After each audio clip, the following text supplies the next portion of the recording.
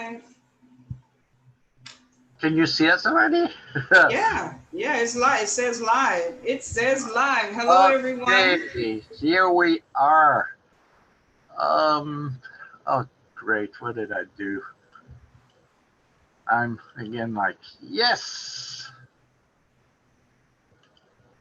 everything is going now. All right. Hello to everybody. Hello, everyone. How are you? Welcome to the Eric and Liz show today. Welcome. And I don't know if you all can see it, but Liz is making a very special tribute today. She is wearing a Black Panther shirt. Yes, it's actually something I don't normally wear, leather, but we're paying tribute to Chadwick Boseman. And I just want to give my condolences to his family and to all his fans, all the kids who looked up to him. It was a pretty sad weekend. Yeah, Sad.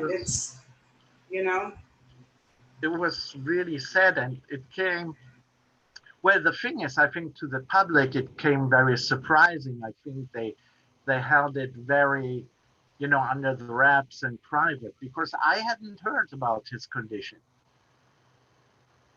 Right, exactly. So I tell you, I was hoping to myself that it wasn't true.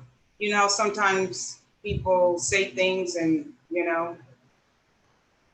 but Well, yeah, unfortunately. but it was like, on the major news channels. So it's just sad. It's really sad. I think everybody lost someone very important here, a great actor. And it's so bad because you're like looking forward because he was only 43 years old. Right. He could have accomplished, so much more. And, like at the peak of stardom, having that happen to him, it's just sad. It's just sad. Right, exactly. So that just, lets us know that we really need to live life to its fullest. You just never know. You just Never never know. know. Yep. That it's one of those surprises in life, may I say. Okay. Let me just see. Okay, we have GR Yes. So let here. me And introduce. Oh, is he on yet? Did you well, yeah, get it he's in? going to come on. I have him here, and I have also Diamond McBride, so I will let them both in. All right. But first, JR.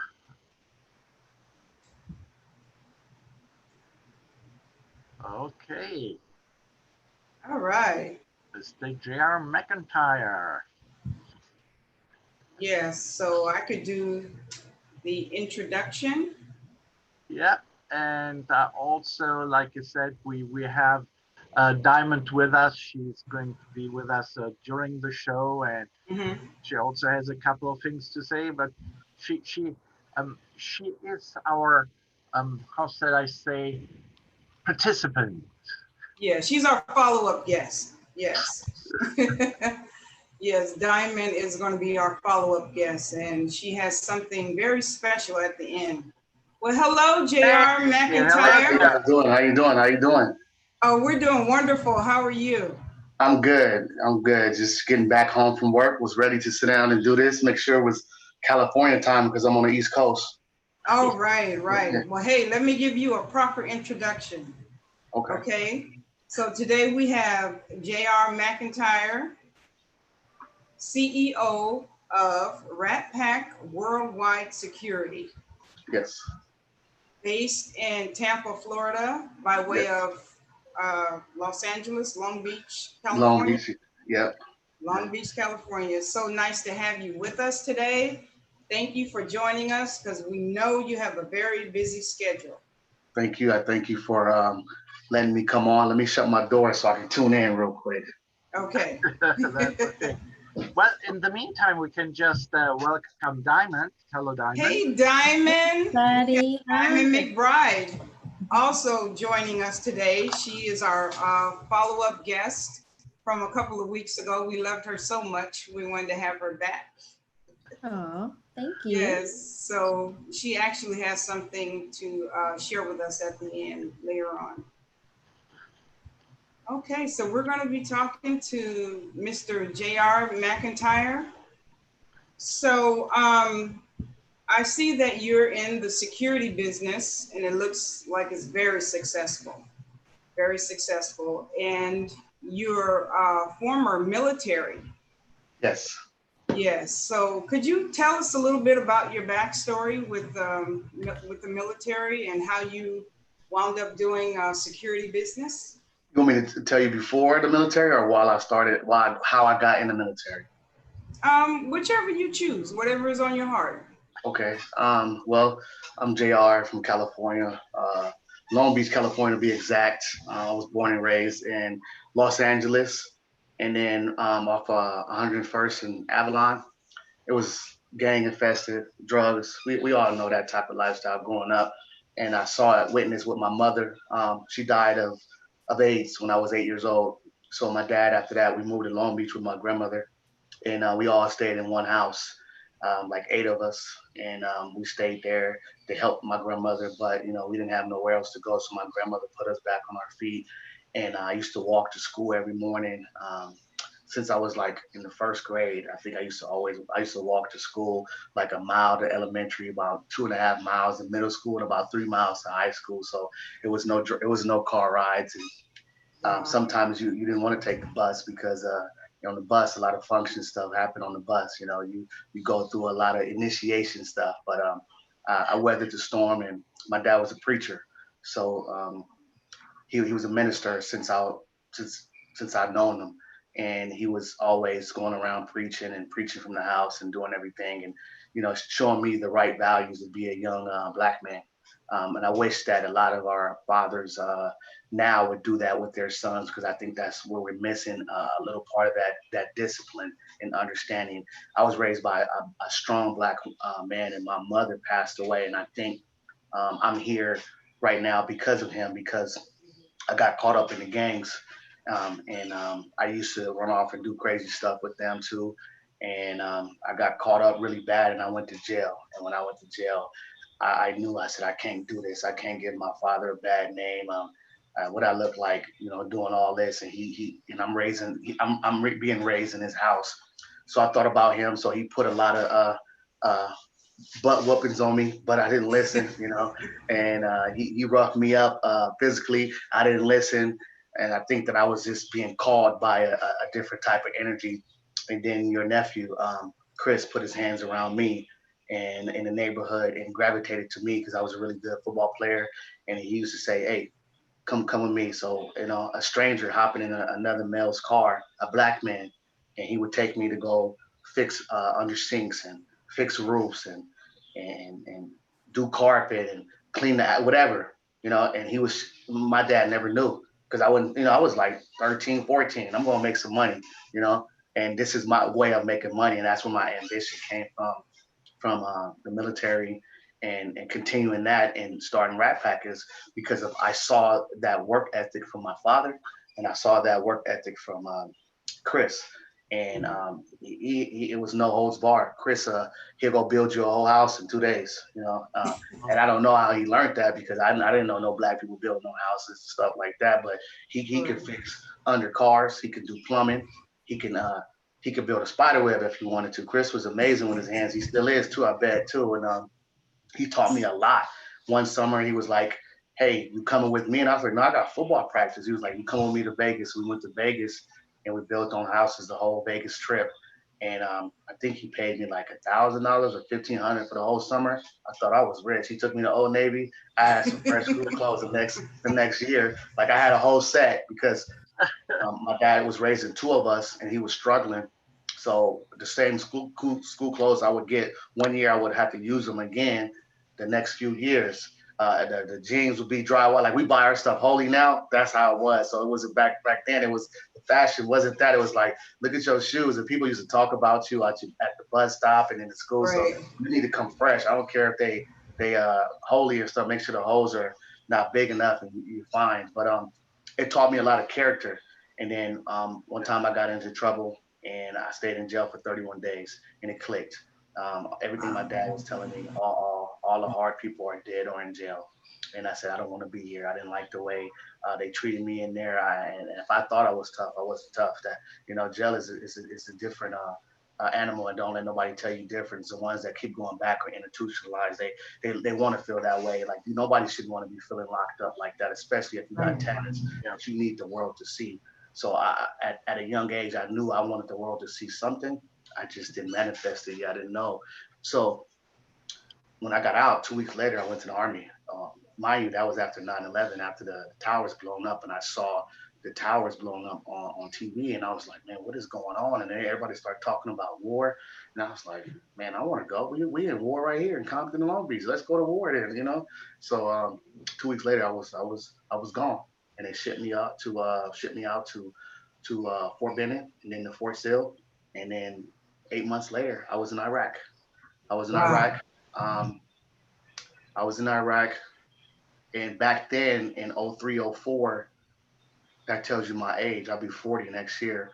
That I've been fighting this war on terrorism for a long time now, and I like it, and I love it because I feel a purpose that I could be a protector in my life, and I think growing up in the neighborhood added more skin to what I wanted to do, and I always wanted to be a professional at who I was. So in the military, I took that to heart.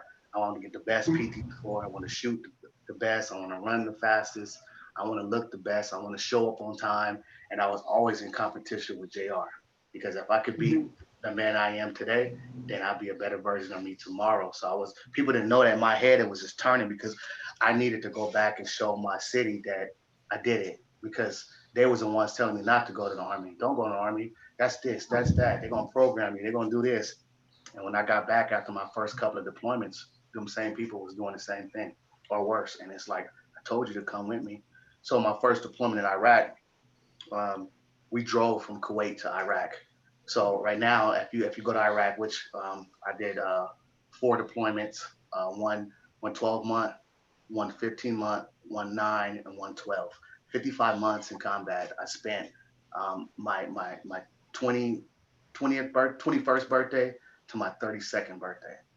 So Wow. I know that place like the back of my hand. It's like I was born there. We was going back to places back to back.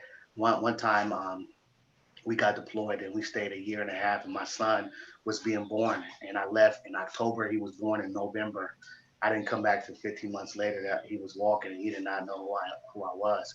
So as a military man, Hmm. like that's the type of character it built for me. That's how I'm able to maneuver in the security industry because it is hard as a black man being a security owner, and it's harder now, right now, what's going on because we have to Hmm. show more credentialing. So I told myself, and I'm gonna double back on deployments that okay, yeah, I did a lot of badass stuff in the military, but does that correlate to the outside world? The people that Right. don't understand that language, would you understand what I'm talking about? How my resume looks. So I revamped my resume, and then I started looking for the best security schools I can go to. So if you guys don't know, there are a lot of security schools that you can go to. We just built one, Rat Pack University. We got a nice school that I'm going to teach executive protection. So I learned how to Oh, bodyguard. congratulations. That's awesome. Yeah, we just opened it up last month, and I'm teaching executive protection, personal security, church security, maritime Right. security, and just overall situational awareness. But I touch on that too.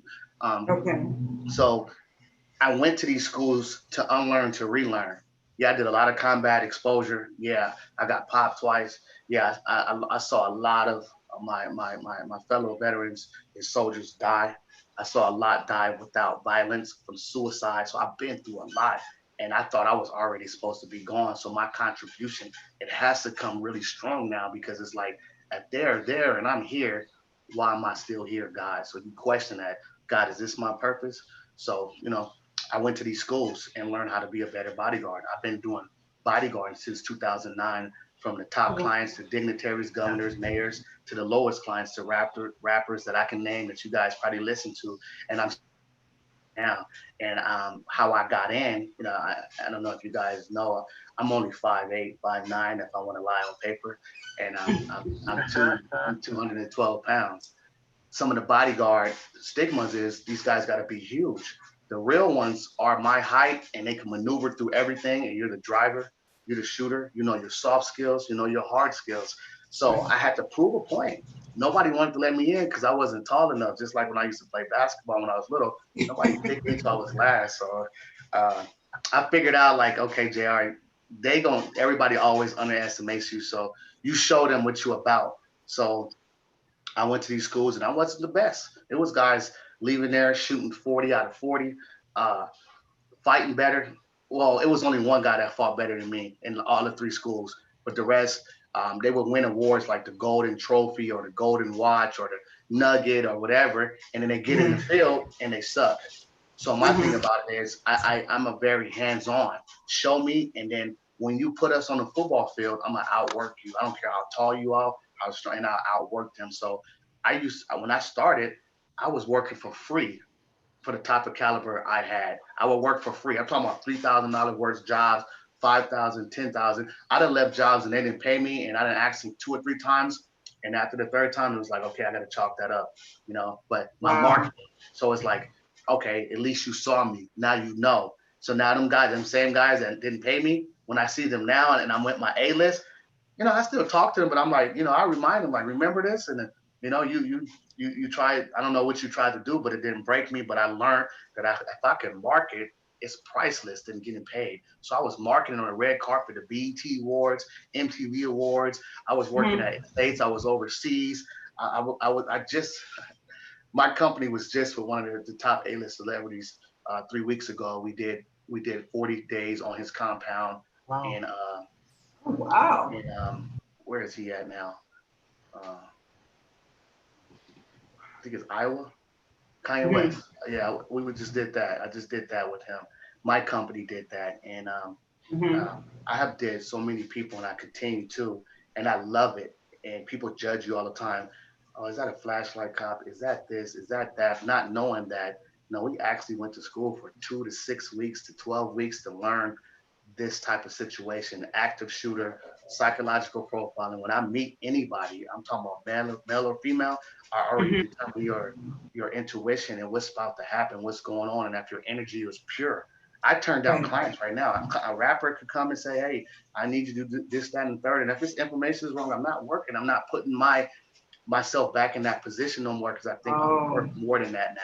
So I won't even fly for a price that they won't quote me or I won't go. But I made some prices. I put my time in the game as That's with the way Right. of doing it. the work ethic that I learned when I was little from Chris and Mhm. my father. I put that in, Mhm. that skin in the game. And then taking you Right. back to Iraq, like we came in a time where like the vehicles and the uniforms wasn't like it was back then. Like we drove to Iraq with sandbags underneath our feet to stop explosions with no doors, like the A-team. We rode there 21 hours and hanging outside the vehicle like this with our weapon. And I have pictures like that. And people, when I tell them stories, they was like, "You was there during that time?" I was like, "Yeah." I thought that was the best thing to do at the time was join the military. And when I joined, the war kicked off, and I was like, "Okay, we're Wow. going to war." And then I went back to back, and then I became obsessed with war, and it didn't bother me no more. So the certain things I experienced in Long Beach and Compton of gang violence, the same spirit took over me, and I no longer had emotions, and I knew that um, this was gonna take me out faster than any physical thing was my mental. So I had to check it. Mhm. I didn't notice that that was going on, and I was dealing with so much as that age from 20 to I retired when I was 35. I'm 39 now.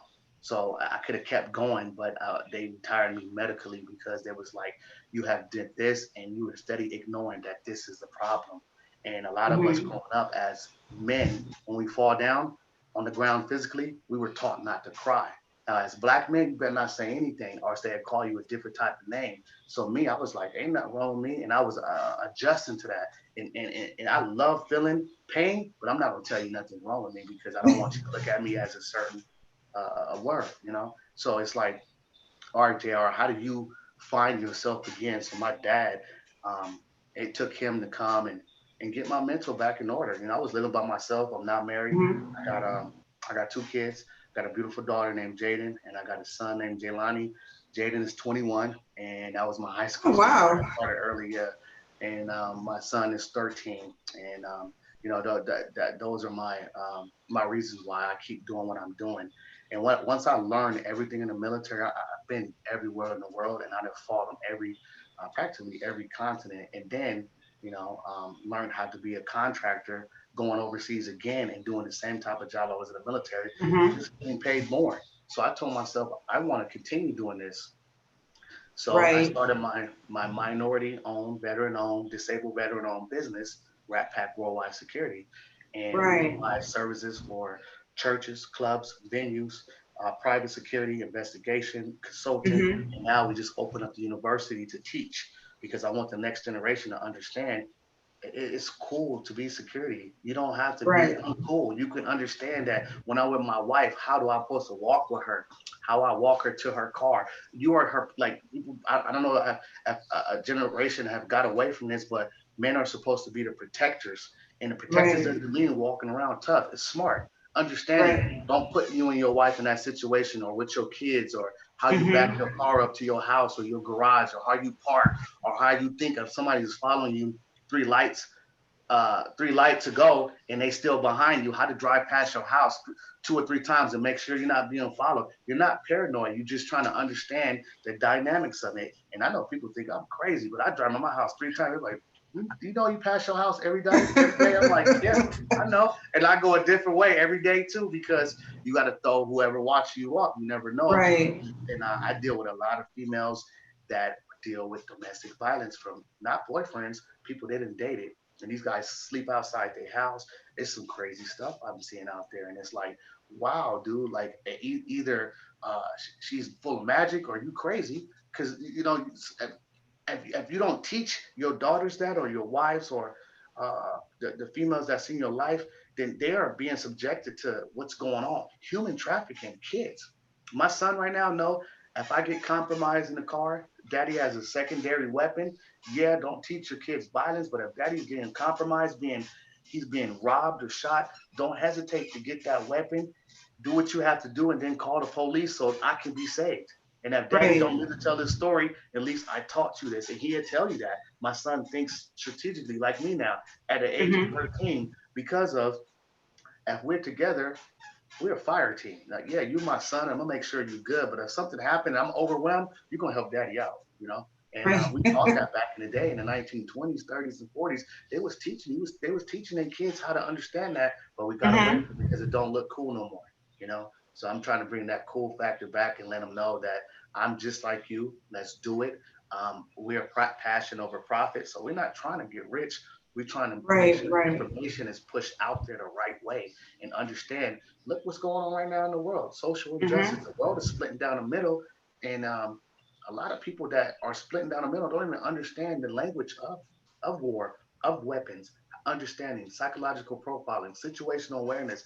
If a Walmart get compromised, everybody's going to go hide in one corner. Why is that? If you are a concealed weapon license holder, go eliminate that target, that threat, Hmm. so you can live to see another day. And if you don't, at least you tried. And anybody that's seeing you try, they're gonna also try. You know. So you Right. know, it upsets me when I see that because I am a protector, and I think that's my job, and I think that's why I get paid to do what I do. But also, whenever I get married, this is what my wife gonna know too. We're gonna be like Bonnie and Clyde. Something happened, baby. You gotta, hey, you got my six. You know, you gotta do what you gotta do. We'll talk about it later. You know, and that's how you gotta be because it's a lot of wolves out there watching, a lot of Right. sharks out there watching, and I embody that. I live a martial lifestyle. I take Krav Maga. I work out at least 4 to 5 times a week. I run, Hmm. I meditate, I pray, I understand I'm in the now right now, and I try to be a living example because I can tell you about security, but if I don't look like it, it's like I don't believe you, you know. And that's how I am. In my generation, it's like if you tell me you a dental assistant or a nurse or a doctor, you better look like it. You better be you better look like it because that's the first. That's how you get me to learn. If you telling me Hmm. learn, then you better look like it, you know. And that's how I am. So Right. I embody all that. So, I know that was a big spill, but I just wanted to, get the ball rolling before the questions being asked and let you guys know that this is why I'm here. Okay. I want to know where are the schools at? Where are your universities at that you're getting ready to start, or that Listen, I saw something about a soft launch. yeah, so the university is in Tampa, about 2 miles away from the stadium. We got awarded the Super Bowl contract. I'm happy. I really want Oh, football to wow. kick off, so that's going to catapult my logo, my name, and what we can do for the community. But the university is there, and we're teaching everything from armed and unarmed to concealed to first aid to TCCC, psychological profiling, situational awareness, babysitter security, maritime and executive protection. And I Hmm. just want people to come and get another trade. It's like go to barber school or how to be a beautician. Like learn it because it's gonna follow Right. you. So where are you drawing your stuff from? Because obviously, if you have something like the Super Bowl, you go from normal operations to 100 times the operations. Yeah. And I was in the catering business before, so yes, you have your crew, but then you have to kind of outsource. Right. So what I do is I build so much of a big marketing that I have a roster of 300 guys that's ready. And now the thing about it is getting them credentialed now. So they got to pass background check with the Homeland Security and all that. This is not regular security. This is top of the line. And if they're not ready, then I got people that's going to replace them. But at the end of the day, I've been building my database for a long time. And marketing is big for me. I spend all my money on marketing and anything else. To wear a Nike shirt to go get the logo done. It's just like an introduction. It's your bio. But what is that? What are Right. you doing? You know. Exactly. And you know what? I wanted to know, for some of the females, do you have some tips for females on security, how we Yeah, can stay safe? yeah, definitely. Like I was just saying about the wives, understand that what we do is once a month we do a concealed weapon class, situational awareness class for females for 5 hours on Saturday, and we Oh, teach wow. them how to look outside the box, think about it, how to Mhm. a lot of females are scared of the weapon. So how to understand that Right. you are the weapon, not the weapon is the weapon, and how you make sure that you focus the weapon, how you punch out. You're not coming out like this or like this.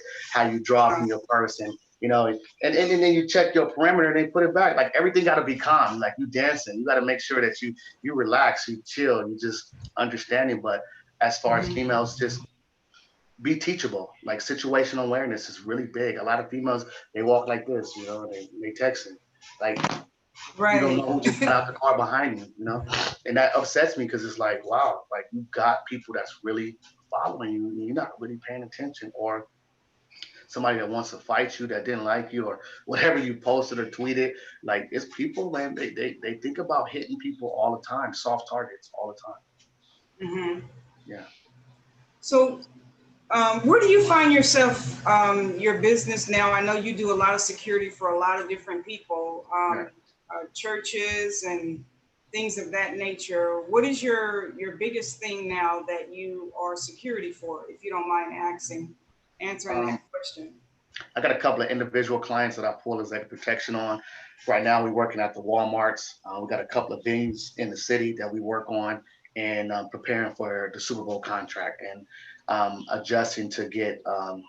We're trying to pull the security for the VA hospitals around the world. So that's our Oh, next venture. wow. Is if Wow. we can get all of them and dedicate that back to the veterans and let them know it's veteran owned and we can provide this, that'll be really big for me because the VA, a lot of people I know that has mixed feelings about them, but they're a second line of defense that helps these veterans with the capacity of to mental. Hmm. We lose a lot to suicide as we speak, Right. and sometimes we don't have or we don't feel comfortable in the VA.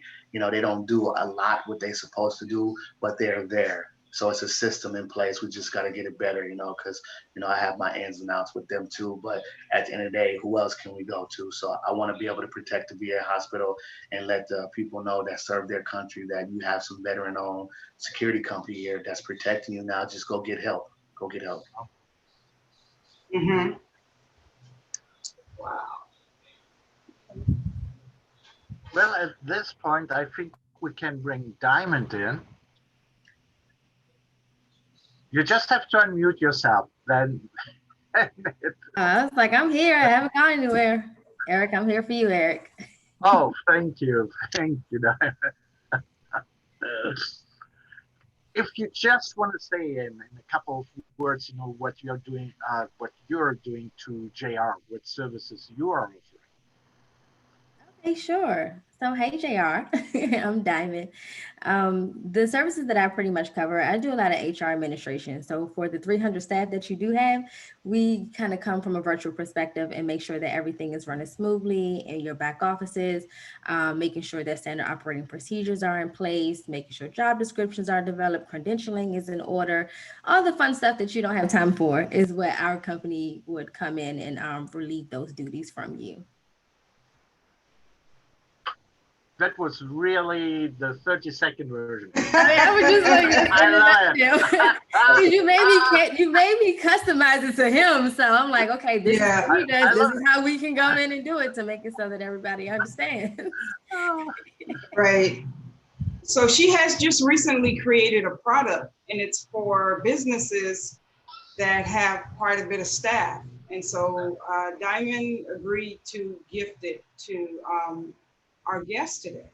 Oh wow! And I So appreciate it. we wanted you to share a little bit about it and how it can help their business. Yeah, definitely. So we are doing a soft launch ourselves of a new training. So a new training that is not it's not extensive, but it's a training for business owners who need help kind of delegating, because when you're in that CEO role, a lot of times you want to hold on to your baby. You want to hold on to the business operations. You want to hold on to the connections you're making sure that you're kind of crossing all your I's, crossing your T's, dotting all your I's. But at the same time, you're kind of stifling your creativity by holding on. So what we have produced is a training for entrepreneurs or business owners to be able to effectively delegate. So that involves a whole workbook that is designed and developed by us to pull out the essentials of delegation and making sure that you're maximizing your virtual assistants, make sure you're maximizing your administrators, and everybody who makes your offices run smoothly. So we allow for you to be able to strategically plan for delegation. It's a tough pill to swallow for some, but it's an interactive, fun workbook. It's fillable. So that is our gift to you, because it's the precursor to our new training that's coming up for entrepreneurs. Wow, and I appreciate it too. I was looking for a little. I use ADP, and then I have a human resources in my office, but she does need a lot of help. So I want. I would love that for you guys to let me know how we can help each other.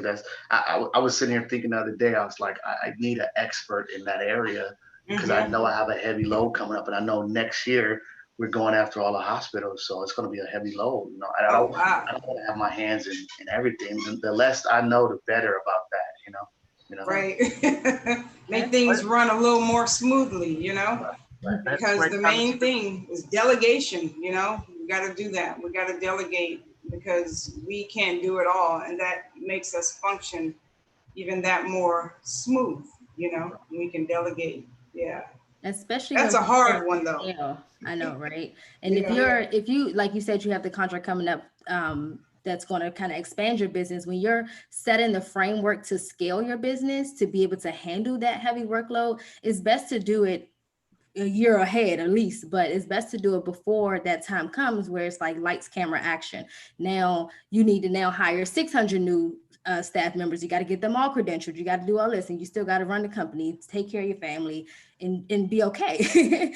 So preparing to scale your business is one of the biggest keys in entrepreneurship mainly, but I see that we fail a lot, especially as people of color. We kind of fail that. It's just like we are so busy working in the business compared to working on the business because of the heavy workloads and not having enough support, or not having, just the expertise in that area. So bringing on outsourced support would kind of help you scale the framework that you need to prepare for the increase.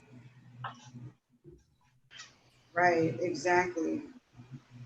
And another thing I wanted to mention, I don't know if you already mentioned this before, JR, because I kind of can hear a little on this side, but you received a few awards. You know, you have the Purple Heart. That is really huge for the military.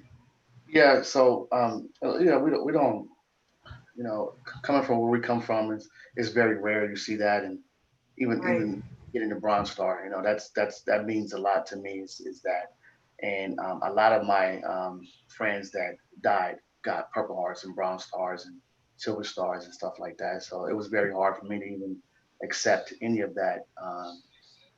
I guess we want to call like awards and stuff like that. But to be where I'm sitting now, my father made me realize that there are like not a lot of guys. He didn't know nobody that he grew up with to now that has them type of awards. And you know, they say that, you know, I did a job and I did it so I can come back home and I can bring my soldiers home. And that's the biggest award to me is that, you know, yeah, I love my Bronze Star and I love what I did for my country and everything like that. But at the end of the day, like, does it precede me? I don't know, you know, but I know that I'd rather be somewhere else than be talking about, you know, the certain awards because I lost a lot of good people that's not here no more that got Okay. this exact award as me, and you know, I just want to make sure that the public knows that yes, sometimes I guess if the language is, you know, you're a hero, and you know, and I would think Mhm. that before me Right. are heroes, you know, and I wish that if I could do it all over again, would do everything in my power to bring them back home. And, you know, so that's how I feel. But I'm happy about my awards and what I received in the military and stuff like that. But Right. I want to make sure that the public knows that I'd rather have them guys back before that. Right. Exactly. And that says a lot about you as a person, that you're very humble. And I haven't known you for any amount of time, and I see so much, I don't know, just so much success in your future. And I just, hey, I'm gonna throw it out there. I just want to predict that you're gonna be doing security for um, our new president. I would love to do that. I would love that. I Uh, don't, for, Hey, for, so I love how she formulated that for the new yes. president. Very much. Yeah, I just I, wanted to I, throw that out there, and Right. I mean that. I mean that. yeah, I, Yeah. And I receive that too because at the end of the day, that's where I see my company growing. It's being global and worldwide, and I'm putting it out there, and I'm manifesting it. And I no longer want to use my expertise and work for anybody else. I want to make sure I push all that effort to make my company great because I know what I'm doing it for. I'm doing it for the guys and women that's not here no more that died for our country. And Hmm. I'm also doing it for how I grew up. You know, nobody I know had that type of recognition. And I want to be in the Forbes magazine one day. And in a year, I'll be in the Forbes magazine because I'm pushing that effort from where I came from and putting it into a security standpoint and letting people know that even when COVID-19 hit, and nobody yeah. blessed us with loans. We grinded hard. We got turned down for loans, PPP loans, SBA didn't come through, and we still grinded, and we still here. So Right. it's just the ability to even jump off the porch. A lot of people got a lot of good ideas, but they never act on it. And then when they Hmm. dead on, somebody else can reference them and say, "My uncle used to. Why he didn't put into motion? What was he scared of?" And it's a scary world. We live in a world full of sharks, but I'm also here too. So you know. Hmm. Okay. I do have a couple of other questions. I wanted to talk about the business side of your business. Um, so how long did you have to go to school for that? So, For you know, the so and what's all entailed into, if someone is listening and they are interested in joining your team or, doing a business like this, what's all entailed? well, we had to put in a business license and get the insurance for it. Like I said, I Mhm. used to work for free, so I put marketing before getting paid, and now it's doubling back now because we do a good job without the payment because we did this for our country. So now it's time to get paid for it. But um, Right. me myself, I went to 3 different bodyguard schools just to understand Oh, soft skills. So Mhm. the first school was 30 days. The second school was 7 weeks. And then the third school was 52 days. So I learned a lot. And the second school was Israeli tactical to shoot. So how to understand the Shinbeg style, the Krav Maga as a solo fighter, how to, if a Walmart was being attacked, how to eliminate that target being myself without a team. Mhm. Understanding you have to do all jobs to get to that point and then come back, because I'd rather go do that than sit here and watch all these people die. So your mind frame has to change. And it was crazy if Mhm. people see me dressed like this or with the hat on. They don't know I'm thinking like them or way past them. And then when I get on the range, it's shocking. It's like, I didn't know. Yeah, this is what I do. Like, Mhm. this is me. I'm not going to change where I came from. Right, right. And that's a big part of your success. It's a big part of your success is that you stay humble and, you know, not forget. Right. Yeah, absolutely. So we have another guest. Yeah, Lucinda, and I'm like, for reason whatsoever, I Lucinda, are you watching, Lucinda? Lucinda, are you watching? So I'm just wanting to resend the link. I'm going to actually go back. So just give me a second here.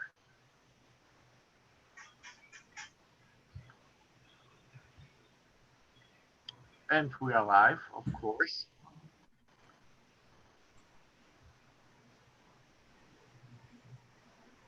Because two of Sorry. you made it actually, on that link.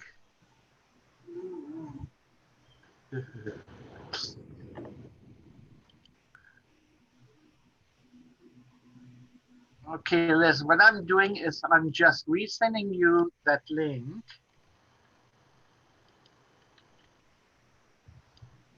And if you could just link it, send it to Lucinda. Yes, Well, that one that I'm sending you now, because it looks like the other link was from a previous show. okay. I just sent it again. So. No, hold on. Here, this one that's coming now. Ha! I love life. All right. So, JR, coming back to everything what's going on and whoever is going to be the new or old president, um, if there's this weird thing about that fear mongering. I mean, everybody who follows the news has the feeling, there's carnage out there, which to a certain extent it is. But apparently, compared to the crime rates of the 90s, what we're experiencing now is by no level comparable to what happened during that time and how many people were assaulted, murdered, and. What personally troubles me when I suddenly see, a young white boy, 17 years old, running around with an assault rifle, start shooting people, um, and nothing. Well, things have happened, but and there you can get me or not, but that vigilante style defense has no law in this country, has it? So you're asking me about what happened in No, not what happened, but I mean that vigilante style defense. There is yes. no law in the United States, as far as I know, which actually allows someone to bring vigilantes together and stop, you know. Yeah, there's no law for that. Yeah. Yeah. There's no law for that. I mean, I think people have just taken up their right of the Second Amendment, I didn't fought and lived in other countries, so what we're seeing now is what I see when I go to them countries. So my thing about it is like once upon a time, America, you know, we stuck together. Yeah, we all came from different walks of background, but there was a point in time where that it wasn't look. This is looking like Iraq and Afghanistan to me, like on the streets right now. And I feel like my heightened level of security has went up because it's like, am I fighting back overseas or am I here? You know, and now I have to protect not only myself, my kids are with me sometimes. So it's like, what will happen if it spills to my way? Will they understand my violence of action? How I look at my rules of engagement coming from a combat veteran mindset and understanding that, you know, we all have to just love and respect each other. We know that we're not going to get that at all angles because I have been, you know, in situations where it was unfortunate for the the law, and they didn't know until I opened my mouth or talked or whatever. Yes, you profiled me, but this is who I am, you know, and that's why I pray hard on understanding who I am. So if it's my time, it's my time. But at the end of the day, I think that my intellect is going to dynamically challenge whoever that law enforcement officer is if something was to happen to me out there in the streets. But as far as bearing arms, that's the Second Amendment. You know, it's the wrong way and the right way to do everything. And I think definitely that, you know, what's going on over there, they need more guidance, you know, and there needs to be guidance everywhere because the world is splitting down the middle and you got to understand what side you're going to be on and how you're going to defend what's yours, you know, because at the end of the day, you don't want to get caught up doing the wrong thing because when you get caught up doing the wrong thing, you get exploited. You want to make sure you're educated and understand the laws and what you are doing. That's why I train everybody around me. Everybody around me is licensed to carry. We're not carrying because we're scared. We're carrying because we understand. You know, in Right. the middle of the night, as a black man, if I get pulled over, the first thing I do tell them, I am a weapon license holder and I have weapons in this car. So if something happens, you won't use that as an excuse. You know, I do show my hands because I'm a threat because I did this probably way before whoever that officer is, or they didn't do it at the capacity. I know I'm a threat. So, hey, look, I don't want no problems. Why did you pull me over? But at the end of the day, we got to understand that confidence is really big. Whatever it is, people come with an intention, but your confidence can overwhelm them. Yes, you come in with intent, hostile intent, because it is what it looks like. You judging the book, but you're not getting inside of the book. Yeah, I look like I'm from that urban area, which I am, but actually I left 20 years ago and I came back and I'm still with my family, but I'm retired military and I did way more in my military career than you. And I had to correct a lot of law enforcement officers my military career to now. I still do when I get pulled over because I have a red card because they think that, oh, he might be an athlete or I look like a football player or somebody. I guess that's up to no good until they really talk to me and they apologize. And I let them know, I said, it's okay because I saw you as an asshole too. But at the end of the day, it is what it is. I'm very secure in who I am. I'm prepared. Right. No, I'm not nervous. If something happens, yes, I'm gonna make sure it's documented, and long as the world sees, I'm not doing nothing with hostile intent unless someone is hostile to me. I'm trying to be Right. positive. I do a lot of bad stuff when I was overseas to protect myself and bring my soldiers home. I have to turn into that person. I shouldn't have to walk around that same person here. I shouldn't. I shouldn't walk around, but I have to sometimes because I'm scared. You know, I'm threatened. I feel like that the walls are closing in because of what's happening, and there's no more good in the world. There's just people just thriving off everything that's bad. So hopefully that answered your question. I don't get too political because I hold a different stance. I know who I am, and at the end of the day, I don't take sides in anything that's going on. I'm only going to tell you right from wrong, and that's it. And what's going on is a lot of wrong. But how can we eradicate that wrong? Just continue to keep doing right. You can't fight wrong when wrong because if we do, then we're the bad guy. You know what I'm saying? And with the way it looks like that, we always are bad people. You know, so I like to tell the people that know me or around me, just stay prayed up, stay in your books, be educated, understand when it's your time, it's your time, and that's about it. You know, can't fight it. You know, the world is coming to an end. I know that, so I'm just preparing to keep my wits straight because I don't want to live like I lived over there in a third world country. I want to be able to understand that we are free. America is the home of the brave, and understand that we got to put prayer back into these systems and understand that we got away from that, and that's Yeah, why. I believe that. Yeah, That's for sure. you know, we got it. When they took it out of elementary school, I knew it was going down. So Right, exactly. we Yeah. don't say the pledge of allegiance or we don't pray no more. I remember in elementary school we used to sing the pledge of allegiance and say a prayer, and everybody go to school. But now you go to school, and Right. everybody forgot about that. And I'm like, I'm 40. Like, when did y'all stop this? Like, what happened? Because Right. I love that because it just brung everybody together. It started your day out as children in the morning, like, you know. Right. And I also know too, you know, back in the day, we were slaves, and I think people are slaves now. And I'm careful how we use that word because that is workers with no vision. We're slaves to the system, to the sharks that are out here, to being into the media. You know, when things happen, everybody's just, oh, that's the talking point. What happened before that? What happened during? Not you don't want to just gravitate on just the key points, and that's what's going on. So we're being enslaved to social media, to the news and stuff, to what your neighbor is telling you. It's a lot of good idea fairies out there, but ain't nobody acting on it. So you know, I just think that we just got to get it back together and educate one another and keep it, stay prayed up. And that's about it. You know, 'cause my whole life has been chaos, and I just don't want to live it like that continuously, especially if I want to try to get married, because I don't think no woman want to deal with my antics if I'm always on high alert, you know. So yeah. Wow. Well, you know, VR, that was very, very insightful. Very. I just try to be very careful how we use a lot of words because, like I said, the media, and I want to be able to articulate how I'm feeling at this apparent time, but also dig back and give facts, you know.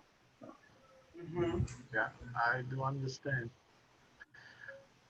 Liz, Yes. did Lucinda receive our invitation, the last one that I sent you? I sent it. Are you watching, Lucinda? Lucinda, are you out there? We love you, Lucinda. Well, the thing is, you know, she tried actually to contact me. I went back to the email, but it was another meeting ID. Oh, no. Yeah. Okay, well, I haven't received anything yet. But hold up. I think she heard us. She heard us? Worked. Lucinda!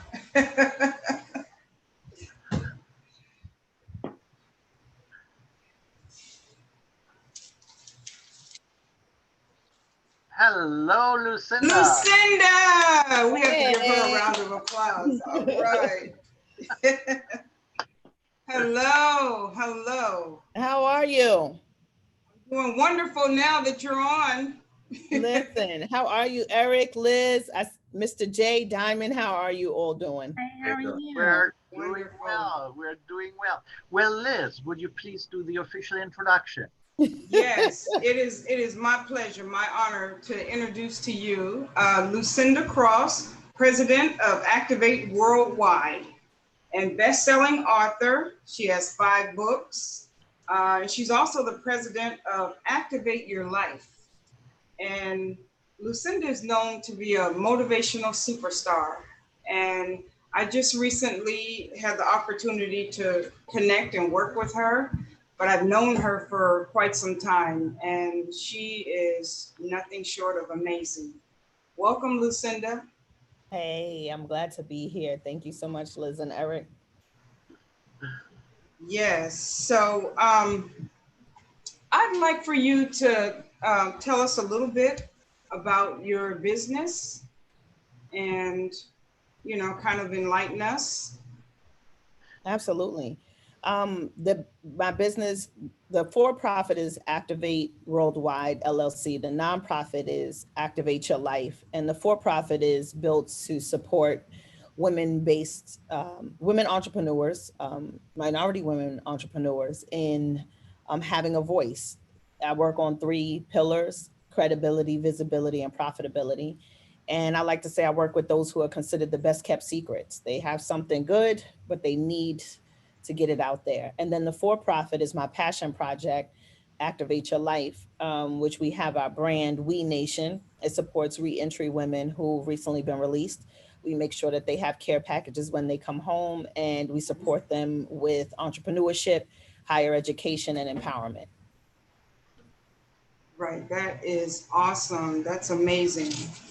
And also, I know you just did your digital conference. Could you tell us a little bit about your digital conference you just did recently? Yes. So the digital conference, The Big Ask, is based off of my book, The Big Ask, 21 Keys to Get Everything You Deserve and Desire. Yay! Right. And so what I realized is that a lot of people, especially women, have a hard time for, asking for what they want and going for it. And so I decided to basically interview men to get the keys to give to the women, because men have no problem with walking into the boardroom, but women, we count ourselves out before we even get to the door, before we even get the opportunity. We're constantly rethinking on why we don't deserve this, why this is not the right time. And so, yeah. Exactly. So, you know what, Lucinda, you have the gift of motivating young people, and I so admire that. Could you give, if we have some young viewers watching, give us a few self-esteem and motivational tips, if you don't mind? Yeah, definitely for the young adults. When we're living in this, imposter syndrome type of world where you're not sure if what you're doing is enough, not sure if what you have is enough. Maybe you need a little bit more. You're too short, you're too tall, you're too fat, you're too skinny, you're not rich enough, you don't have both parents, you do have both parents, so they're battled with reality of trying to have this family base, and then what the world is showing them. So what I would say is just cherish what you do have, work harder to become who you do want to be, and just go for the impossible. I think especially the youth today, with so much creativity that they have like this shiny object syndrome. So I say pick one and just rock that out, and then go for the next. Do pull a Jay-Z and Beyonce move on them, Right. Exactly. Eric, do you have any questions? Well, yeah, I think, you have a lot of bragging rights, Lucinda. And contrary to JR, you can actually name a couple of your clients. Yes. And yeah, go ahead. And I love to, I truly believe in tooting your own horn, because I can't say self-made, I have to say God-made, but I was never given, like some people are just, they have access, right? And what I love about how God equipped me is I always have to work extra hard to get a yes, right? And I'm assuming the reason why is, one, because he knows his daughter is going to completely show off and show out if she doesn't have to work hard for it. But it also humbles me to remember to support those who still don't have access, and the reason why it's important to give back. But if I may, working with Nike was amazing. Now still having a great partnership and working relationship with Delta Airlines is amazing. And all of this is based off of, all of it is based off of relationship building. Even now, working with BET was amazing. And so those are all based off of relationships. I would have to say, I've never, and this is especially for young people, relationships are important, right? You can't, sometimes if they feel like someone is not wearing a Rolex, they don't have the money. Well, all of the relationships and the people who gave me access didn't have a blue check next to their Instagram account. They didn't have a million followers. They're Right. not rocking the latest. They're not driving the latest, right? And so, but they have access. And so, you know, just working with these clients and showing up as my best and doing the work is why I still continue to keep the contracts going and I keep building on these great clients. So Right. how did it all start? I mean, okay, now you're here, you're established, Mhm, but there was the before story too. mhm. There's several before stories, Eric. Okay, okay. Yeah, there's several. So there's the rebellious teen who decided to put success in her own hands, going to school to become an entertainment lawyer, and realized that I needed a lawyer after my first semester, and serving 4.5 years in federal prison as my peers were graduating out of college. I was graduating out of the School of Hard Knocks. There's the story of, you know, deciding to follow my dream and ending a long-term relationship with my kid's father and having 2 small children at the time, and literally having to either choose me and a yes or stay where I'm at and be considered just a dreamer, and ridiculed for that. And so, you know, there's these shifts, and then, you know, another, these pivotal moments we have in life. Another one I'll mention, of course there's always more, but another one I'll mention is leaving, you know, corporate America. I was, you know, making good money. I had a great job, despite my background of being in federal prison, because society instantly counts you out. They don't want to give you Right. any type of hand up. And so, going to, you know, leaving my corporate job to pursue entrepreneurship. Like, who does that? You Right. know, like, Yeah. who does that? Leaves your benefits and your weekly pay to follow this dream, and you have 2 small children, and you just recently became a single mother, and you was in girl, you are crazy. Woo. But I was determined, and I'm still determined to this day. It's because of those 2 little ones, and it's really because coming home, you know, the first thing you hear is, you know, don't do something dumb to make yourself go back. It's hard for you to get a job, it's hard for you to get money, Yeah. and, you know, really don't look for much upon coming home. So it was already told to me, like, basically you're going to go back to prison, come back out, go back to prison and come back out. And, you know, the first meeting I had with my counselor in the halfway house and coming home, he said, you know, women is the highest rate of re-entry, going in and out of recidivism, is women. And I say that to say that, you know, the stakes are pretty low, and you're young. So there's a great possibility of you going back into prison because you may deal with one of these knuckleheads, and then, you know, coming back home. And so I just was like, wow, well, actually, I'm signing up for college to go back to school, and I already have a job lined up, you know. And so it was those words of, you know, just too bad you can't even get welfare, girl, because you gotta have a federal background, and you can't even get housing. They don't even give you housing. You can't vote. And so I've been voting ever since I came home. So I live to fight against um, the stigma. Right, right. And you super successful. I just want to talk about a couple of, because I've watched I think every last one of your videos, and the name of the a couple that just really strike me is your gifts will make room for you. Hmm. Create your own door. Hmm. I mean, you have done all of that, Lucinda, and way more. Hmm. I mean, so I just said that to say that you've been working hard, and you know, you're highly successful, and you're very humble, which is very needed these days, you know. And you've done so many things. I've been watching you for years, and I tell you, I'm just so excited that you're in my life.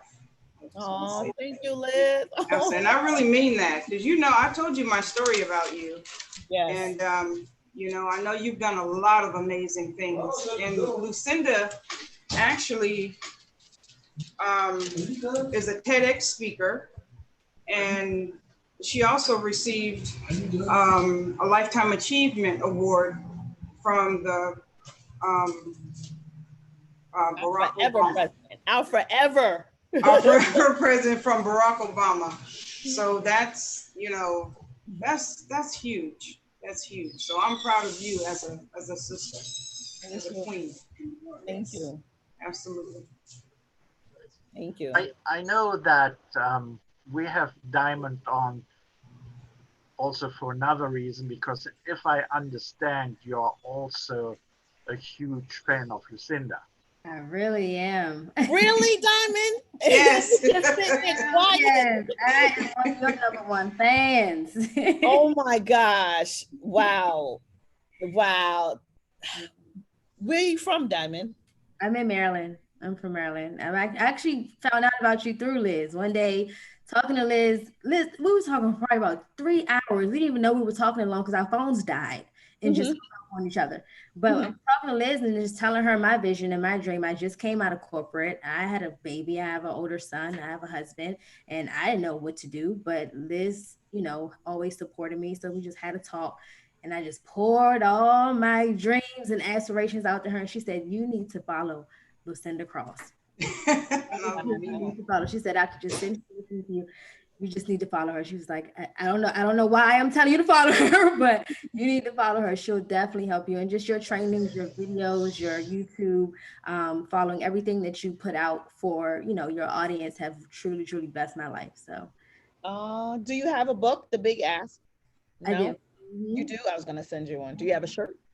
I don't, but I can get that. Okay. So I will send you some Big Ask stuff. So, I mean, definitely message me outside of this and let's have a conversation. You know, I love to connect, you know, with people. We get each other, right? I get you, you get me.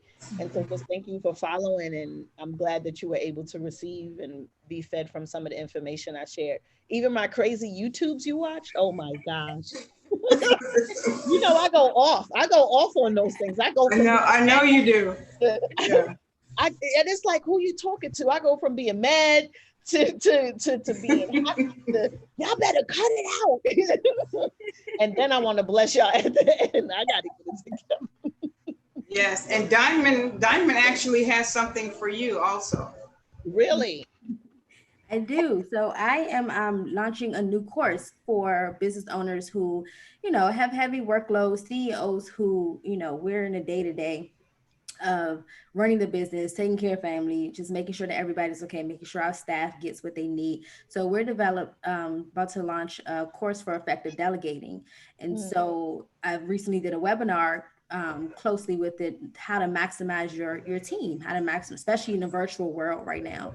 So the workbook has been developed, and I just thought it would be a great gift to give you and JR as a guest host on Lizz's show, because I'm pretty sure you can use a little help delegating over some stuff that you don't want to let go.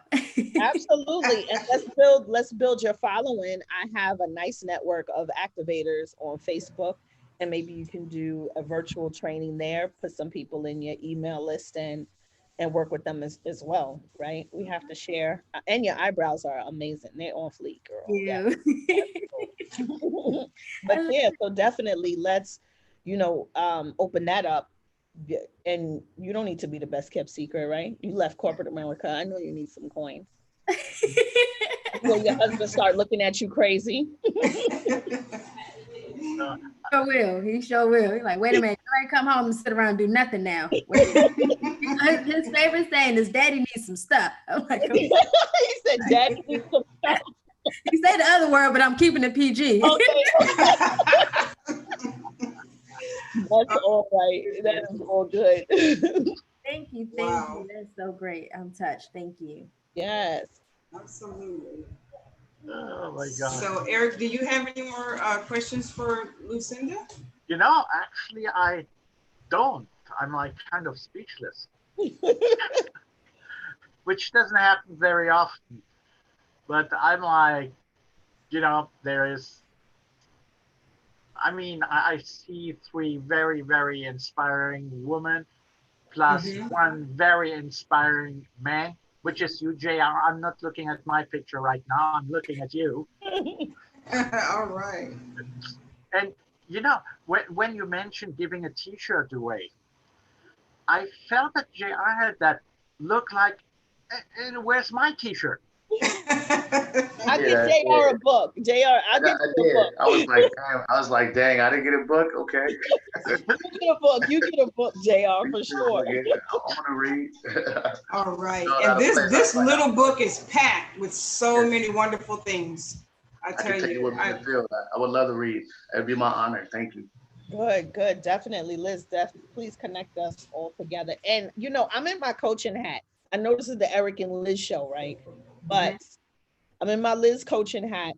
She's all about fashion. So please tell us about your necklace, because she made me some amazing masks, right? An amazing outfit. You thought I was just gonna yes. let you slide out, but you have something amazing on your top. What is that? That's You know what? This is in tribute to Chadwick Boseman. I did a Black Panther leather like little top. wow. This is for Black Panther, and I created this black like crystal necklace. So is there a picture on Facebook and Instagram that we can see? You know what? I'll put one on there. So please do. I will definitely put one on there.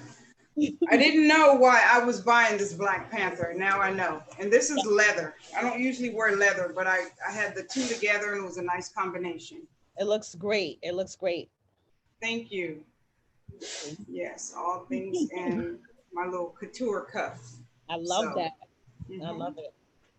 Absolutely. JR, would you have any more questions for Lucinda or for Diamond? No, I just, I feel how you feel. It's just amazing to be in the presence of entrepreneurship spirits like this and back end stories like Lucinda have. And I can relate to that, and how Diamond with her business, and and Liz, and how just Chris, her nephew, brung us together. And then Liz did her due diligence and research to what I was doing, because everybody can talk about it, but do you believe it? Do you embody it? And I definitely feel that the Eric and Liz show that is embodied. So I'm honored to be on this show, and then to be around Diamond and Lucinda. So it's game time. So I like to. It's like, okay, Lucinda, she way past me. Let me get there. So I like that competition. And Diamond, okay, I see her. She doing this right here. Okay, I want to use her. I want to see how we can work together, because I want to elevate. I don't want to just stay in the same position. Right, exactly. That's what it's all about, like, pulling people together. Exactly. And that's what Lucinda teaches. She's one of those persons that she doesn't hold anything back. She'll, give you ideas and want you to blossom. And, Right. there's enough for everybody. Definitely. Yeah, there is indeed. Any other questions? From anybody to anybody? No? Okay. So my apologies for the connection mess up, Lucinda. It's okay. We got you on at the end, and that's very important. And then, I wish you a very nice weekend. We're nearly there. Yes. Thank you, JR. Thank you, Lucinda. Thank you for having me. Appreciate it. Okay. Thank you. So Thank you. Thank you, Diamond.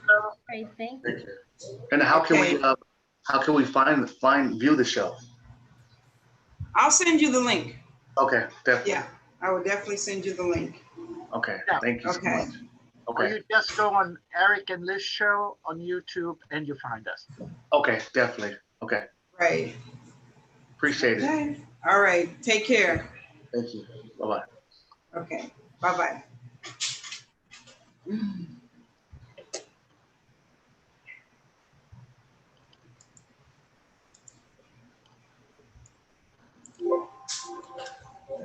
Hey. Hold on, I'm nearly up.